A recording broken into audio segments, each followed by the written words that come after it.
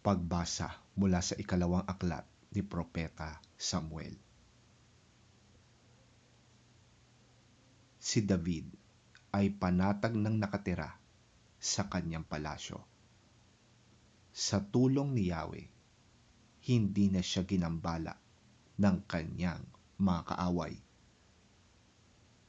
Tinawag niya si Nathan at sinabi, "Ang tahanan ko'y yari sa Sedar, samantalang nasa isang tolda lamang ang kaban ng Diyos."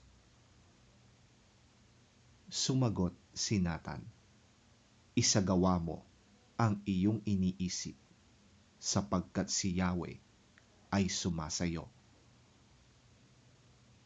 Ngunit nang gabi ring yon, sinabi ni Yahweh kay Nathan, "Pumunta ka kay David na aking lingkod at sabihin mo, ipagtatayo mo ba ako ng tahanan? Kinuha kita mula sa pagpapastol ng tupa upang gawing pinuno ng bayang Israel.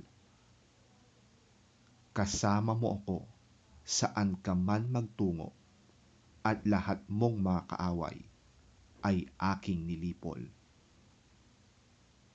Gagawin kong dakila ang iyong pangalan, tulad ng mga dakilang tao sa daigdig. Bibigyan ko ang Israel ng kanyang lupa at doon ko papatirahin. Wala nang gagambala sa kanila roon. Wala ng taong mararahas na aalipin sa kanila tulad noong una, buhat nang maglagay ako ng hukom nila. Magiging payapa ka sapagkat wala nang gagambala sa iyo. Bukod dito, akong si Yahweh ay nagsasabi sa iyo, papatatagin ko ang iyong sambahayan.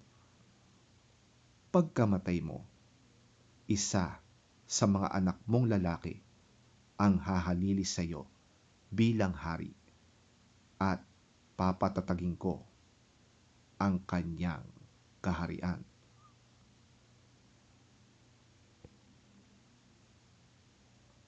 Ako'y kanyang magiging ama at siya'y aking magiging anak. Magiging matatag ang iyong sambahayan. Ang iyong kahari ay hindi mawawaglit sa aking paningin, at mananatili ang iyong trono magpakailanman."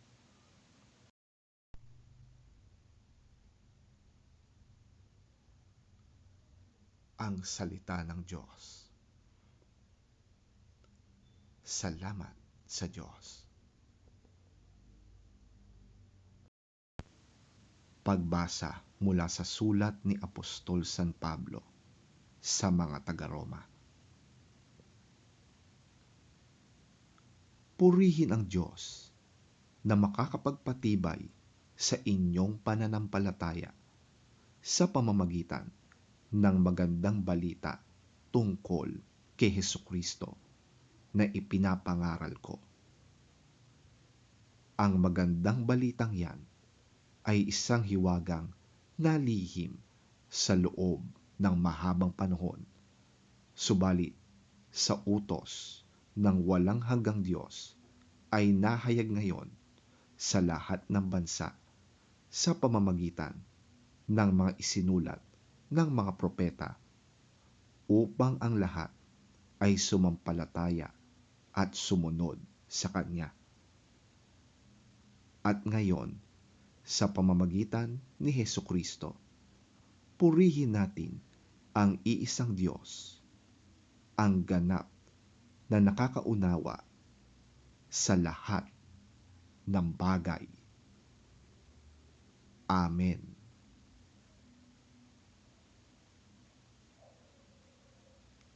Ang salita ng Diyos. Salamat sa Diyos.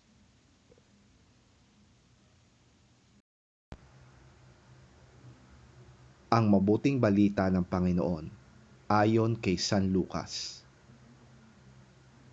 Papuri sa iyo, Panginoon.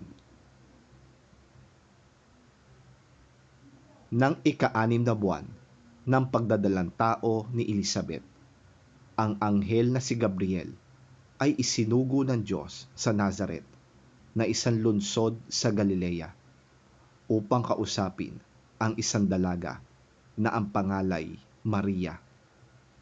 Siya ay nakatakda ng ikasal kay Jose, isang lalaking buhat sa angkan ni Haring David. Lumapit ang anghel sa dalaga at binati ito.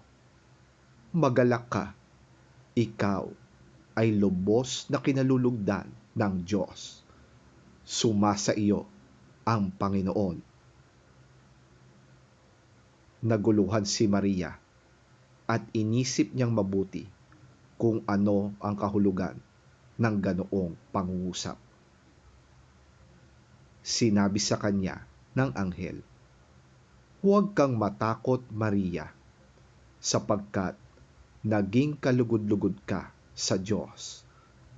Makinig ka, ikaw ay maglilihi at manganganak ng isang sanggol na lalaki, at siya'y papangalanan mong Jesus.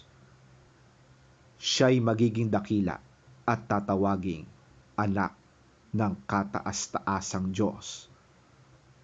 Ibibigay sa kanya ng Panginoong Diyos ang trono ng kanyang amang si David upang maghari sa angkan ni Jacob magpakailanman. Ang kanyang paghahari ay pangwalang hanggan."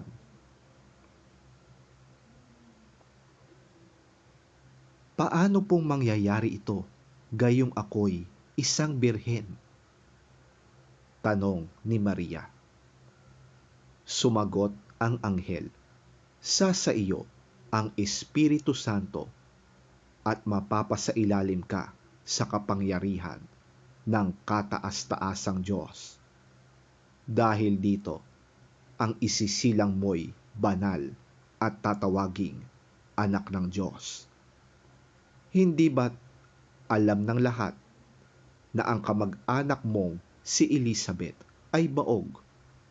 Gayon may naglihi siya at ngayoy ika-6 na buwan na ng kanyang pagdadalang tao kahit na siya'y matanda na, sapagkat walang anumang bagay na hindi kayang gawin ng Diyos. Sumagot si Maria, "Ako'y alipin ng Panginoon. Mangyari nawa sa akin ang iyong sinabi." Pagkatapos, umalis na ang anghel.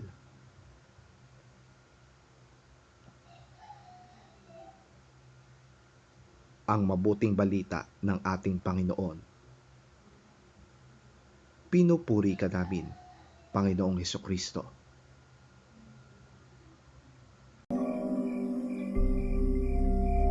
In the 6th month of Elizabeth's pregnancy, God sent the angel Gabriel to Nazareth, a town in Galilee, to a virgin pledged to be married to a man named Joseph, a descendant of David.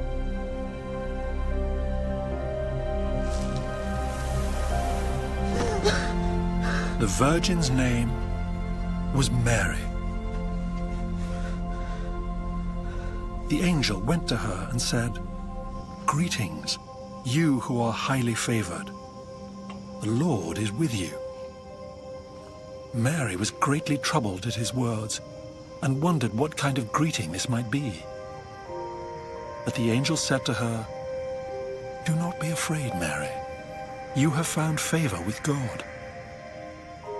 You will conceive and give birth to a son, and you are to call him Jesus. He will be great and will be called the Son of the Most High. The Lord God will give him the throne of his father David, and he will reign over Jacob's descendants forever. His kingdom will never end."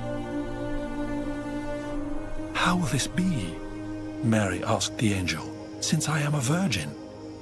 The angel answered, "The Holy Spirit will come on you, and the power of the Most High will overshadow you.